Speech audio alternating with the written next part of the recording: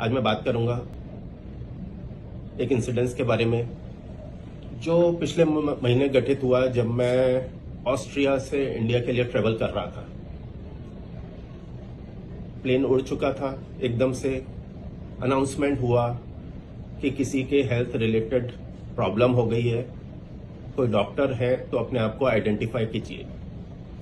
मैं तुरंत खड़ा हुआ, जाके देखा तो एयर होस्टेस बैठी हुई थी, घबराई हुई थी, उनके पाल्पिटेशंस हो रहे थे और इस तरह से लगा जैसे कोई हार्ट की उनको कोई अटैक सा आया है या कोई इस तरह से दिक्कत हुई है। वो काफी पैनिक वाली सिचुएशन थी।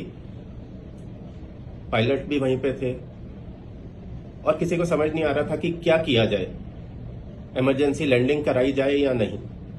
मैंने जाके पेशेंट को देखा, तसल्ली दी, उनसे हिस्ट्री पूछी, पर हिस्ट्री में कहीं कुछ ऐसा नहीं था कि उनके कोई हार्ट संबंधित प्रॉब्लम हो। उनकी नब्ज को पैल्पेट किया तो धड़कन बहुत तेज थी, 180 से लेकर 200 के आसपास थी और पेशेंट को घबराहट और वो छाती में धड़कन महसूस होना था, थोड़ा हल्का फुल्का पसीना भी आ रहा था।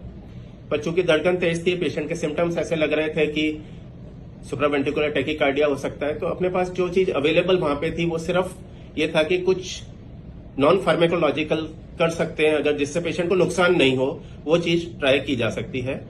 और सुप्रावेंट्रिकुलर टैकीकार्डिया लग रहा था तो पेशेंट को आराम से लेटा के, एक कैरोटिड आर्टरी होती है यहाँ पे, उसको आप 10 सेकंड तक दबाते हैं।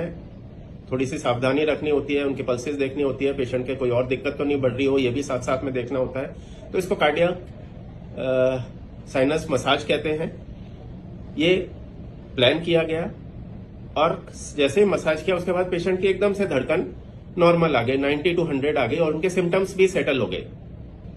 बस यही बताना चाहूंगा, भगवान का शुक्रिया अदा करना चाहूंगा कि मुझे इस तरह का मौका मिला कि मैं किसी को राहत पहुंचा पाया 36,000 फीट की ऊंचाई पे। धन्यवाद, थैंक यू।